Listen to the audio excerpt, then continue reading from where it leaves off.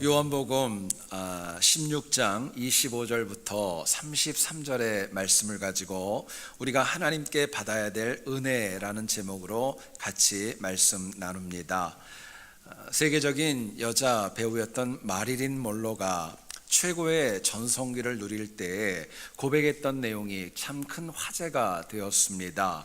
이렇게 이야기를 했대요. 나는 모두가 부러워할 만한 아름다운 외모가 있고 젊음과 건강도 있고 화려한 보석도 있고 평생 동안 풍족히 살아갈 수 있는 물질이 있습니다. 이야기를 했어요. 그런데 이어지는 마릴린 먼로의 후반부의 고백이 오히려 더 많은 사람들의 마음을 아프게 했습니다. 이렇게 얘기를 하더랍니다. 그런데 나는 불행하다. 이유는 모르지만 삶이 공허하고 만족이 없다. 이야기를 했어요. 사람은 누구나 이 땅에서 행복과 안정을 추구합니다. 그리고 이것을 얻고자 우리가 바쁜 이민 생활을 보내고 있는 겁니다. 그런데 사람이 모든 것을 다 가지고 있다고 참된 만족이 있고 참된 행복이 있는 것은 아닙니다. 그렇기 때문에 유대의 왕이었던 솔로몬은 전도서 1장 2절과 3절에서 이렇게 이야기합니다. 헛되고 헛되며 헛되고 헛되니 모든 것이 헛되도다. 해 아래 수고하는 모든 수고가 사람에게 무엇이 유익한가 이야기를 합니다. 결국 우리가 진정한 행복과 안정과 또 능력을 누리기 위해서 우리에게 꼭 필요한 것이 있습니다. 하나님께서 위로부터 우리에게 공급하시는 은혜입니다. 여러분, 우리가 이 사실을 잘 알고 있지만 현실은 오히려 우리가 이 세상 가운데 세상의 능력과 성공과 행복을 찾아 살아갈 때가 더 많이 있습니다. 결국 내가 알건 모르건 부인하건 인정하건 간에 지금도 하나님께서 위로부터 우리들의 삶 가운데 채우시는 은혜는 분명히 있습니다. 그러나 우리가 이것을 제대로 누리고 있는 영혼은 얼마나 소수인가 다시 한번 생각하게 됩니다. 목요일 밤이었습니다. 본문에서 주님은 사도들에게 이런 말씀을 주세요. 내가 곧 이제 어디론가 갈 것이다. 그리고 너희가 흩어질 것이고 나만 혼자 남을 것이다. 그리고 너희가 이제 곧 세상에서 큰 환난을 당할 것이다. 말씀을 주셨습니다. 여기에 사도들의 근심과 두려움은 점점 더 커져갔고 불안감은 더욱더 고조되어졌던 것입니다. 실제로 당시 사도들의 모습을 가만히 보세요. 미래에 대한 계획도 없었습니다. 깊은 생각도 없었고 주님이 어떻게 하실 것인가 제대로 몰랐을 뿐만이 아니라 하나로 합력도 하지 못하는 상황이었습니다. 그러나 이 사도들이 성령 하나님의 임재로 큰 은혜를 받은 그 이후에야 비로소 이들은 복음을 증거하는 땅끝까지 이르는 사명자가 될 수 있었던 거예요. 결국 사도들을 사도되게 했던 것은 다른 것 아닙니다. 바로 하나님의 은혜였던 것입니다.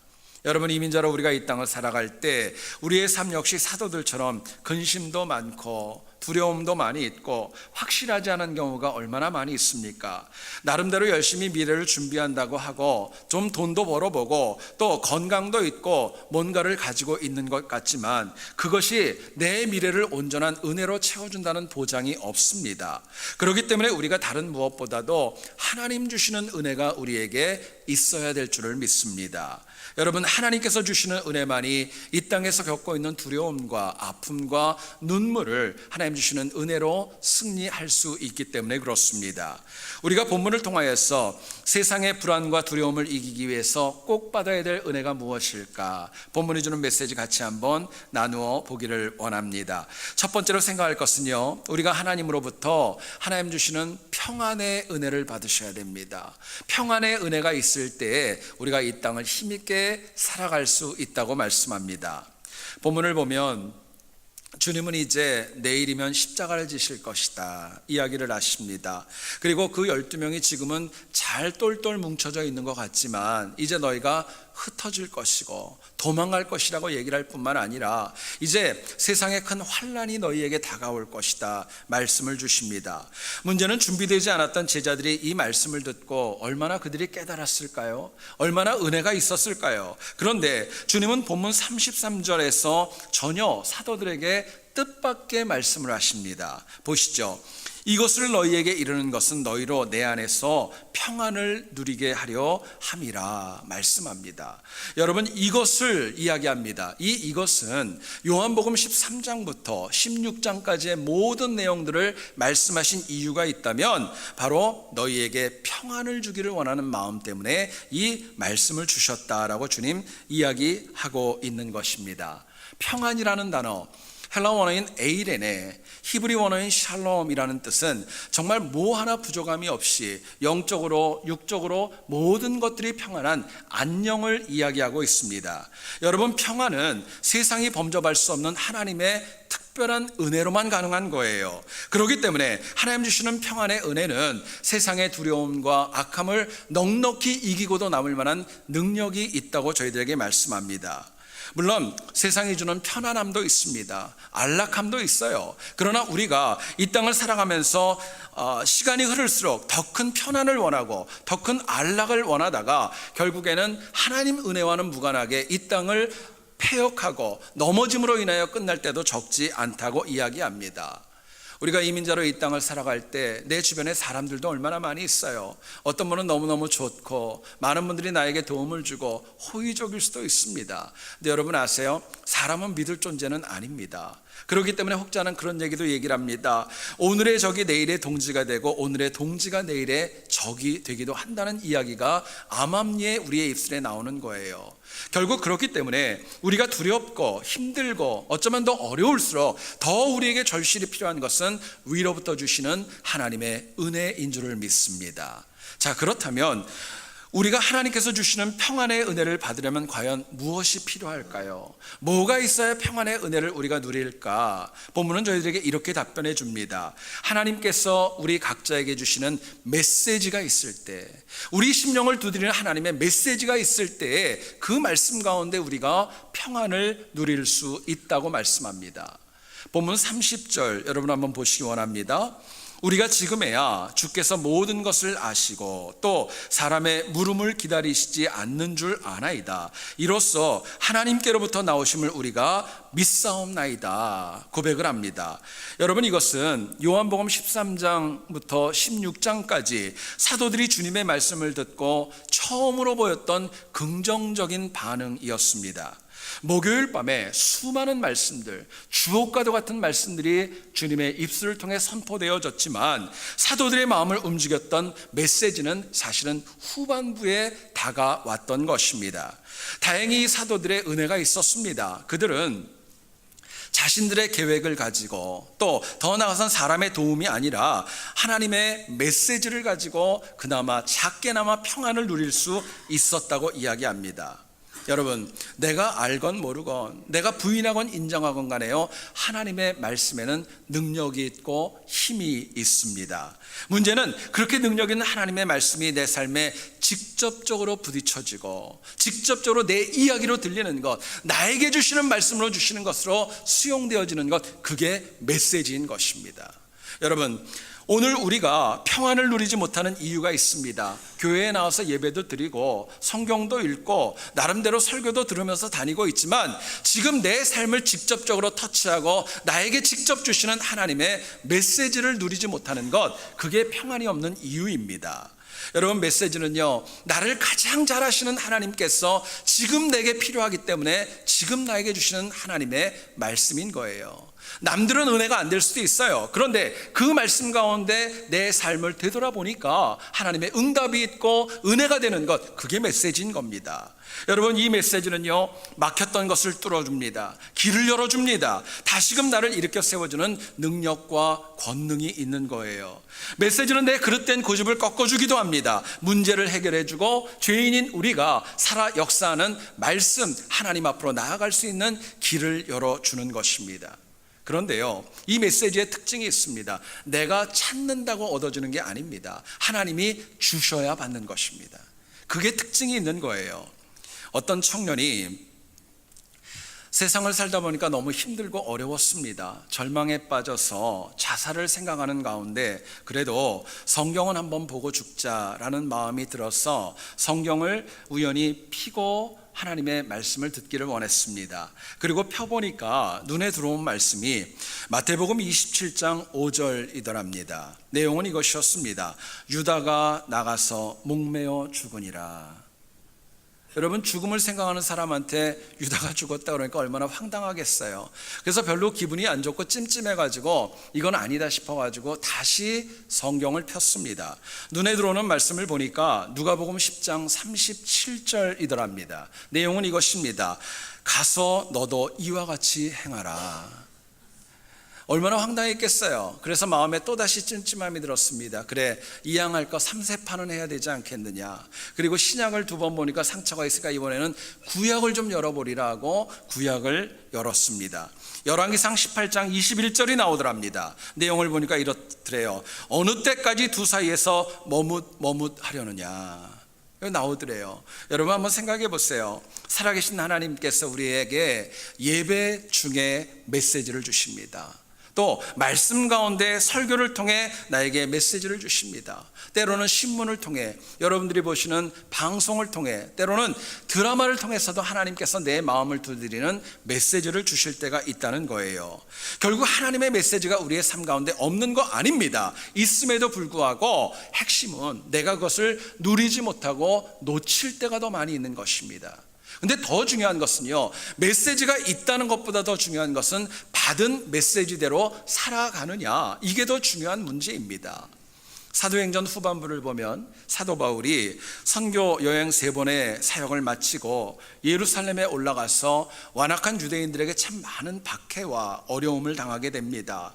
참 억울한 일이 아닐 수 없었습니다. 그런데 사도행전 23장 11절을 보면 하나님께서 그 힘들고 어려워하는 사도 바울에게 그 영혼만이 들을 수 있는 메시지를 주십니다. 내용은 이것입니다. 그날 밤에 주께서 바울 곁에 서서 이르시되 담대하라. 내가 예루살렘에서 나의 일을 증거한 것 같이 로마에서도 증거하여야 하리라 말씀합니다.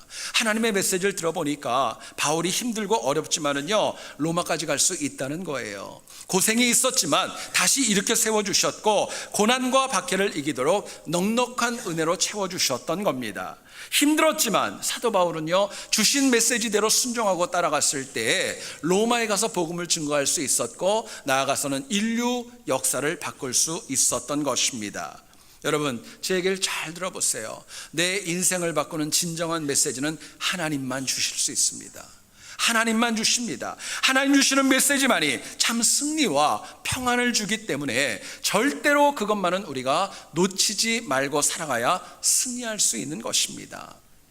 지난 주일날 캐나다 토론토에 있는 큰빛 교회라고 있습니다. 이 교회는 굉장히 은혜 가운데 주일 예배를 드렸다고 해요. 이유가 있다면 그 교회를 담임하셨던 임현수 목사님께서 북한에 억류되어졌다가 2년 6개월 만에 풀려나가지고 처음으로 강단에 서서 말씀을 증거했다고 합니다. 다행히 귀국한 후에 우리들이 잘 아는 오토 원비오 그 청년과 같이 얼마 지나지 않아서 그 청년은 죽었는데 다행히 이 임현수 목사님은 건강이 나쁘지 않았다고 합니다. 이분이 그 강대상에서 이렇게 간증을 했대요. 사람이 아닌 하나님의 특별한 능력으로 석방이 되었습니다. 많은 어려움 중에도 하나님께서 그날의 어려움을 이길 힘을 나에게 공급해 주셨습니다. 이야기를 하더래요. 여러분 생각해 보세요. 얼마나 힘들고 어려웠을까요? 악함 그 공격 가운데, 억울함 가운데 마음의 상처도 적지 않았을 거예요. 그런데 그러한 가운데 이 임현수 목사님이 가장 힘들고 어려웠던 것은 육체적인 노동과 사람들의 박해가 아니라 마음속에 찾아오는 외로움이었다고 얘기를 합니다. 혼자 있으니까 너무 힘들고 너무 어려워서 그것이 자기를 넘어뜨릴 때가 적지 않았다는 거예요. 그래도 주일날마다 혼자 하나님 앞에 제단을 쌓고 예배를 드릴 때 많은 경우 아침 7시에 시작되어진 예배가 저녁 8시에 끝날 정도로 혼자만의 하나님과의 깊은 영적인 교제를 나누었다 증거하고 간증을 했습니다. 여러분, 그 목사님이 끝이 보이지 않는 두려움과 절망이 있었지만 이것을 이긴 힘이 있다면 다른 것 아닙니다. 하나님이 주신 메시지 때문이었습니다. 하나님 주신 메시지 때문이었어요. 여러분, 메시지는요 아무나 받는 거 아닙니다. 교만한 영혼, 나를 나타내려고 하는 영혼은 절대로 하나님의 메시지 안에 들어올 수 없습니다. 오늘 본문을 보면 당시 사도들은요 누가 큰가 서로 다투었습니다. 겸손보다는 나를 나타내려는 마음이 있었기 때문에 그들에게는 평안도 없었고 하나님 주시는 메시지도 없었던 거예요. 여러분, 메시지는 내가 낮아질 때 받는 것입니다. 내가 무기력함을 고백할 때 받는 거예요. 하나님을 하나님으로 인정할 때 하나님께서 나에게 내 마음을 움직이는 감동과 은혜의 메시지를 주시는 겁니다. 우리의 마음에 그런 태도가 필요해요. 하나님만 하실 수 있습니다. 하나님이 하십니다. 하나님이 내 주인입니다. 하나님만 살아 역사합니다. 이 고백이 필요한 것입니다. 여러분, 정말 우리가 이민자로 이 땅을 살아가면서 평안을 주는 메시지를 원하세요? 바른 선택을 할 수 있는 메시지를 원하십니까? 회복의 메시지를 체험하고 싶으세요? 그렇다면 우리가 이전보다 더 철저하게 낮아지고 겸손함으로 인하여서 하나님만 바라볼 수 있어야 돼요. 하나님을 하나님으로 인정하는 그 영혼에게 내 마음과 내 인생을 바꾸는 메시지로 하나님이 다가오시기 때문에 그렇습니다. 여러분, 그렇게 주시는 메시지는요 연약한 내 인생을 풍성하게 이끌어 줍니다. 성령 충만하게 역사해 주시는 거예요. 저는 여러분들 모두가 다 항상 위로부터 공급하시는 하나님의 풍성한 메시지가 있기를 간절히 소원합니다. 그래서 우리가 불안과 두려움이 아니라 평안으로, 이 땅이 아니라 하나님 주시는 능력으로 날마다 승리하는 우리 모두 될 수 있기를 주의 이름으로 축원드립니다. 두 번째로 우리가 생각할 것은요, 하나님 주시는 은혜, 우리가 받아야 될 은혜는 승리의 은혜입니다. 승리하는 은혜를 받자는 거예요. 33절을 보시죠. 너희에게는 세상에서는 너희가 환난을 당하나 담대하라. 내가 세상을 이기었노라 말씀합니다. 주목해야 될 단어가 있습니다. 이기었노라 라는 단어예요. 헬라어 원어를 보면은 이 니카오라고 하는 동사는 이런 뜻입니다. 뭔가를 정복하다, 뭔가를 쟁취하다, 뭔가를 취하다 라는 뜻이 있어요. 그런데 더 중요한 것은 헬라어 원어 가운데 문법적으로 쓰인 이 동사의 형태입니다. 하나는 능동태입니다. 그리고 하나는 완료형이에요. 무슨 의미냐? 세상을 이긴 것이 다른 누구가 이긴 것이 아니라 주님께서 이기셨다는 것입니다. 그리고 그 이긴 승리는 다시 어떤 기회가 있는 것이 아니라 이미 끝났다는 거예요. 완료됐다는 겁니다. 결국 주님의 메시지를 보면은요, 악한 세상을 예수님께서 이기셨고 그 승리를 사도들에게 주셨기 때문에 사도들 역시 그 승리로 세상을 이기며 땅끝까지 복음의 증인으로 살아가라는 도전이었습니다. 여러분, 세상을 이기는 말씀의 능력은 과거만 있었던 거 아닙니다. 오늘 이 시대에도 우리에게 가까이 있고 내 안에 있는 것입니다.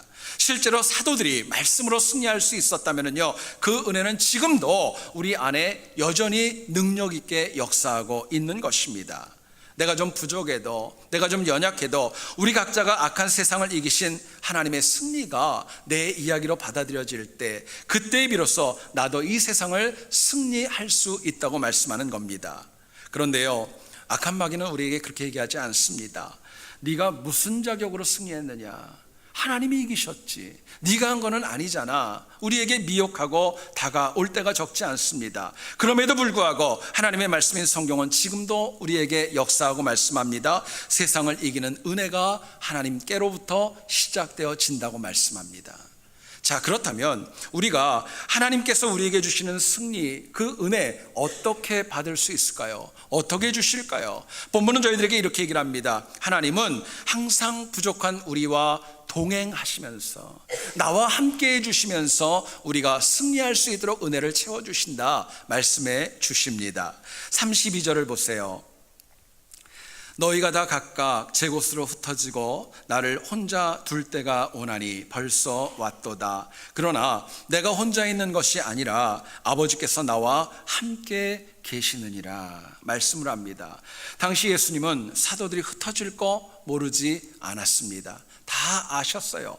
뿐만 아니라 이제 곧 홀로 십자가를 지시고 골고다의 그 언덕길을 올라가야 되고 정말 인간이 형언할 수 없는 고통 가운데 노출될 수밖에 없다는 거 주님은 아셨습니다. 그런데도 주님께서 십자가를 지셨던 이유가 있습니다. 성부 하나님이 당신과 함께하고 있다는 거예요. 동행하고 있다는 것이 결국 승리의 비결이 될 수 있었던 겁니다. 여러분, 실제로 성경을 보세요. 성부 하나님은 성자 예수 그리스도의 인생과 공생의 사역 모든 순간마다 빠지지 않고 항상 동행하셨습니다. 또 하나님은 연약한 제자들과도 그들을 동행하시고 함께 이끌어 주셨어요. 결국 하나님의 한결같은 동행하심이 연약하고 넘어졌던 제자들을 다시 일으켜 세웠고 사명자로 이끌어 주셨고 승리하도록 이끌어 주셨던 것입니다. 여러분, 성경을 보세요. 마태복음 28장 20절, 어쩌면 주님의 승천할 때 마지막 말씀에서 그렇게 얘기를 합니다.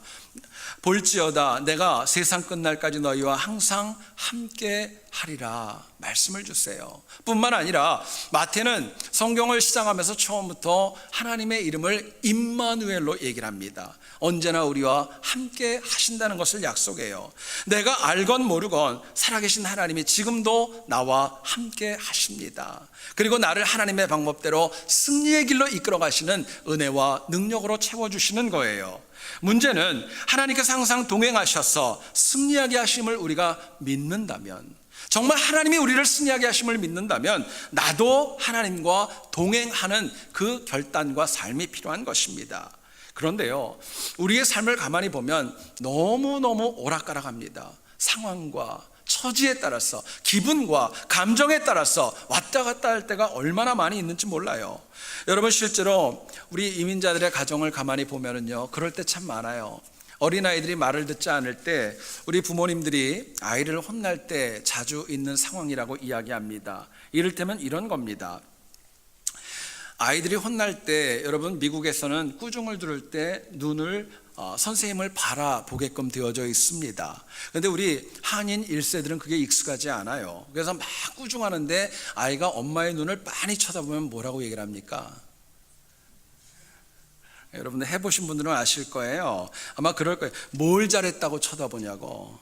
그러고 얘기를 합니다. 그리고 고개를 숙이고 있으면 똑바로 쳐다보라고 또 한마디 더 합니다. 그리고 대답이 없으면은요, 막 혼냈는데 대답이 없으면 왜 대답을 안 하느냐 얘기하고, 또 말을 하면은요, 뭘 잘했다고 말대꾸 하냐고.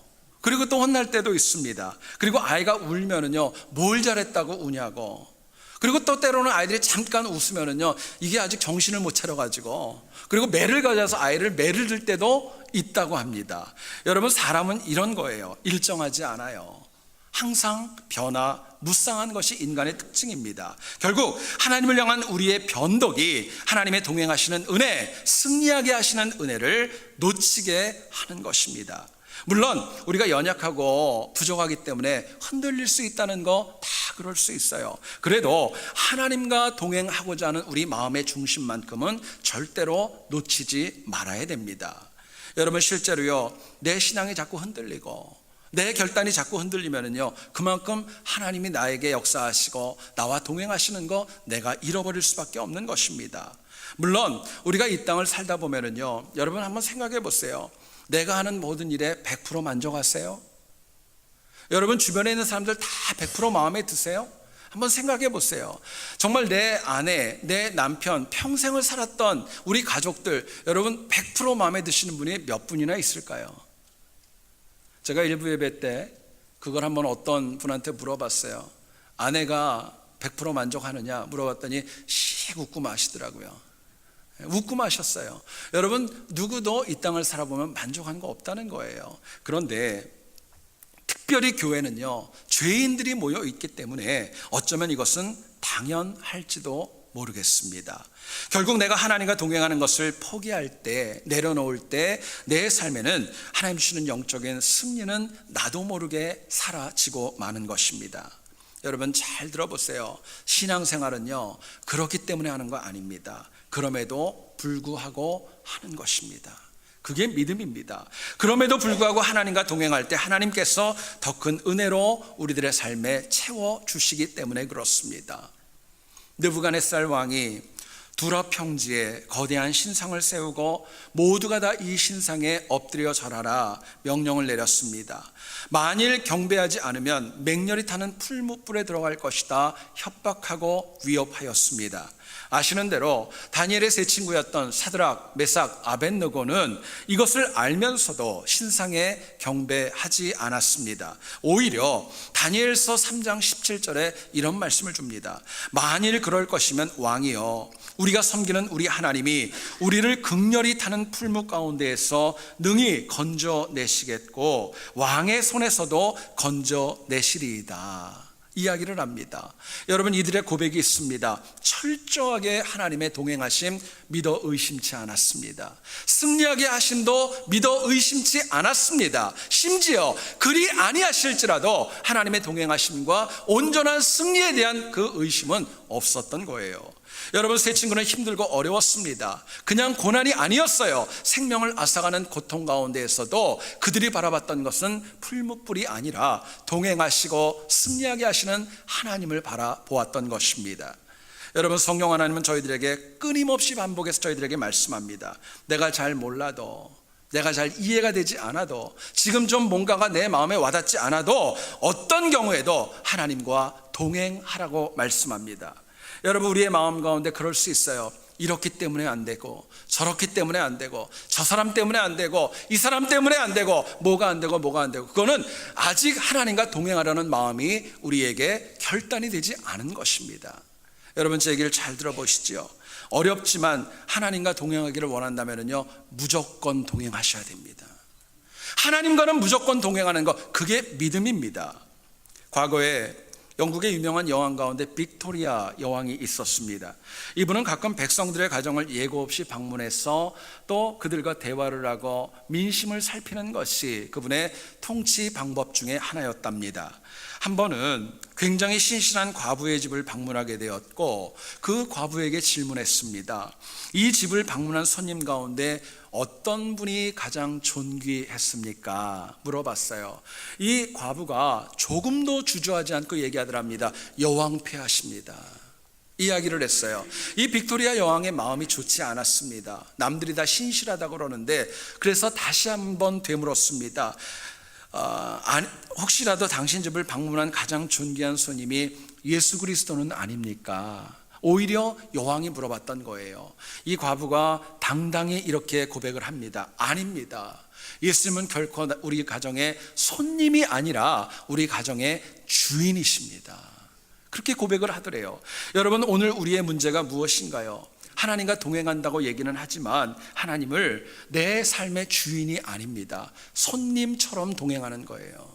손님과도 같이 금방 있다 가실 분, 내가 필요하면 좀 부를 수 있고 필요 없으면 좀 잠깐 갔다가 나중에 오라고 하는 그런 분으로 동행하기 때문에 우리의 인생 가운데 승리가 없는 것입니다.